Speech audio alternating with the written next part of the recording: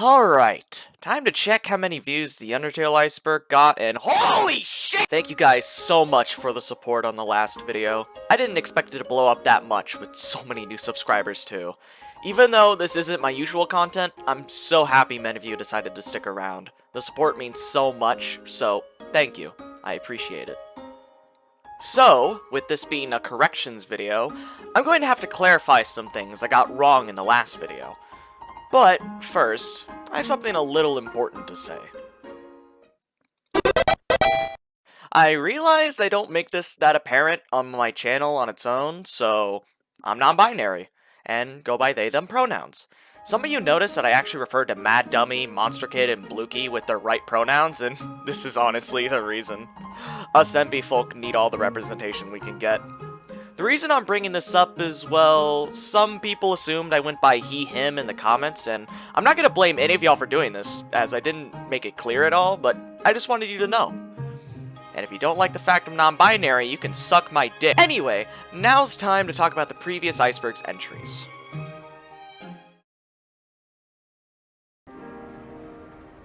Okay, so right off the bat, can you guys calm down about MatPat? I mean, yeah, I gave a lot of mean jabs to him, but I don't actually hate the guy. People in the comments gave me essays on why I shouldn't be mean to him, and it's like, you don't need to defend him like your life depends on it. I wasn't saying to kill him. I simply wanted to get mad at MatPat for comedy's sake, and apparently that got under the skin of some people. So, just to clarify, I don't outright hate MatPat, I just dislike his content. One thing I should have said outright in the first video is that the Mystery Man sprite is not confirmed to be Gaster. Mystery Man is simply what the fanbase has taken as Gaster's main design. In fact, there's another character that is more connected to Gaster than Mystery Man, but I'll go over that later. There was something regarding this character that I should have addressed in the first video, but simply didn't. So Sorry's creator, Samael, got harassed for his character's inclusion by fans that found out about his fetish origins, to the point that Toby publicly said fans should stop harassing him for it. This has been mostly swept under the rug in recent years, but I still need to address that, well, there's nothing wrong with Samael and what he likes, and he obviously shouldn't be harassed for it. I don't believe I added fuel to the fire with what I said about So Sorry, but I felt I need to say this anyway. When I talked about Toby winning against Sakurai in Smash, I misremembered the exact words Sakurai said. There wasn't a bet that Toby would make a Sans and Me costume if he won. I have no idea where I got that from, but I blame my faulty memory on it. There's actually a couple more JoJo references that I missed. A good friend of mine, Scapicon, shared that Mettaton's design could have been inspired by Dio, as he has a belt with a heart on it, much like Dio. Another good friend of mine, Curbstar, told me that Mettaton's design may have other JoJo references in it. His cheeks could be based on Danielle Darby, and the palette for Mettaton's overworld sprite could be a reference to Terence Darby's stand, Atum. And while this might not be a direct reference, Curbstar also pointed out to me that one of the characters in Oingo Boingo has a pose similar to Papyrus's battle sprite. I'm not a JoJo fan in any way, so I needed the help of my JoJo fan friends. Shoutouts to them. A minor addition, but some people in the comments told me that a PlayStation trophy you can achieve in the PS4 version of the game is named Don't You Have Anything Better to Do?, which is achieved after getting all the other trophies in the game. Much like Asriel, if you return to the flower bed before leaving the ruins, you'll find Toriel taking after the flower bed as well, saying, someone needs to take care of these flowers, further cementing the idea that this is Chara's grave.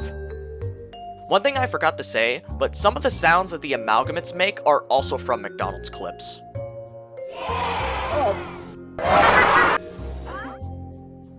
There was one very important detail about this character that I am shocked I missed. This character is the only character who talks in Wingdings that we see.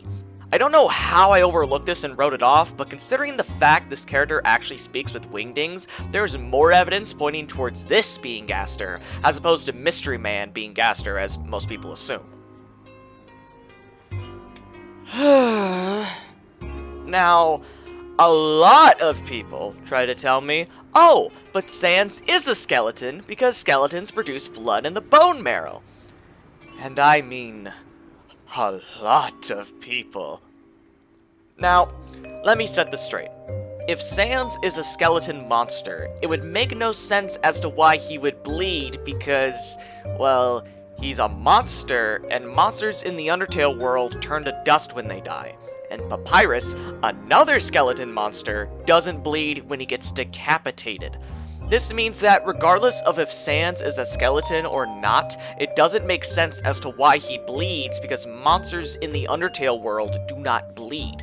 And like I said in the last video, another explanation for Sans bleeding is that the blood is actually ketchup. I'm shocked so many people skipped over this fact too. I'm sorry if I got heated there. I just got so many comments on the last video about this that I never will look at the words bone marrow the same way again. GrandpaSemi.ogg is actually used within the game, just in a different form.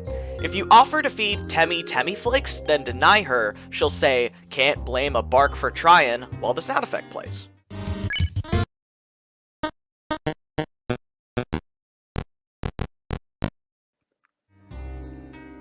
Now, I got a lot of answers for this one. Seeing how this was the only entry I couldn't find information for, I'm happy people knew more than I did. I'll go over the prominent answers, though. The first answer for this is from another friend of mine, Rep, who basically says that when Papyrus is killed, his head lives on longer than his body does. Unlike every other character in Undertale, where their entire body turns to dust immediately, Papyrus defies this rule. While Papyrus may not live on much longer after this, he still survives the death of his body for a short period afterwards. The second answer is that there's a glitch that would cause Papyrus to appear in the cutscene with Undyne even if you kill him.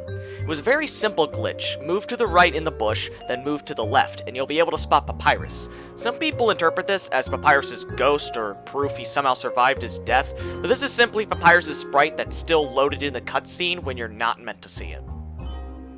As it turns out, the Metaton unused audio I found was actually fake. So unfortunately, it's not from Funny Simpson Show. The real Metaton unused audio is this. My friend Cheese Seatbelt, the creator of the original Iceberg, found out on the r/Underminers Discord that Big Bob was actually used to test out bullet patterns. I'll show the clip here.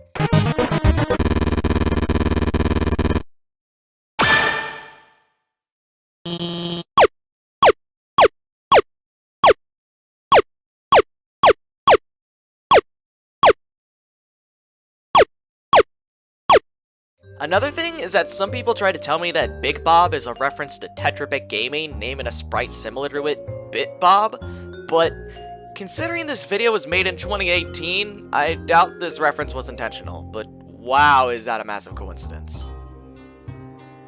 A lot of people try to tell me that Asgore is simply misinterpreting what Frisk is telling them, but I have to disagree. You see, if you die multiple times to Asgore, the flavor text actually changes. If you die 5 to 9 times, the flavor text says, "He nods grievously." And if you die more than 10 times, the narrator says, "You tell Asgore that he's killed you too many times to count. He nods pitifully." Also, considering that Asgore worked somewhat closely with Alphys, I'm sure he would also have a vague idea of what timelines are from the reports that the scientists are getting about them. Some people said that Gaster's theme is also present in Noisemaster's theme, but I honestly can't hear it too well. But if you can recognize the leitmotif, then there you go. I might have jumped the gun a little bit by saying that Chara's true intention was to kill the entire underground. What I was meaning was that Chara isn't exactly evil, but wasn't the best person either, and didn't like humanity at all. So a tree that's rapidly dying makes sense considering their spiteful behavior towards humanity. However, this tree might have a different meaning to it. Some people in the comments told me that the tree represents Toriel and how every child that leaves her care dies, much like how every leaf on the tree simply falls off. Another interpretation I really liked was that Asgore and Toriel are opposites. Toriel is great at cooking, but bad at gardening, as the dying tree shows, and Asgore is bad at cooking, but great at gardening. They do complete each other in a way. Some people told me that Beppis is based on Pepsi, and while yes, this is true, the meme's origin came from it being a mispronunciation of penis. So... First, there was one other card that was altered. Chara's card originally had black holes for eyes, but they were replaced with less creepy but still creepy red eyes. And yeah, I said the word wrong. It's tarot cards. I might as well take this moment to talk about the way I mispronounce some words. Yeah, a lot of people told me it's not Chara, it's Kara, and it's not Rousai, it's Rousei, among other words. Simply put, yeah, I know some of the words I'm saying are not the correct pronunciations, but it's simply the way I prefer to pronounce some words. And other words like bereavement, I just simply didn't know how to pronounce. There was one comment I got on my Iceberg video that absolutely blew my mind when I read it. It said, "What do you mean Clam Girl doesn't have a mistake? She misspells Susie's name." While I was in the middle of writing the script for this video, this came out of fucking nowhere. This is just the YouTuber's curse of having your video become almost instantly dated out of nowhere. Some info on this port will be addressed on the new Iceberg, but the most prominent things include the casino and Mad Mimiu's new dialogue in the casino. The game got rated T on the Xbox solely because of the slot machines, and I think that's funny as hell. And lastly, the ball entry actually has some meanings behind it. First off, Scapagon told me that Metal Combat Falcon's Revenge had a similar Easter egg, where if you type ball, it unlocks a new mode. And second, in the Kickstarter trailer, the annoying dog says, "You'll have a ball." Lastly, I'll quote my favorite theory on the ball Easter egg. Maybe the ball thing is excitement, as Toby represents himself as a dog in-game.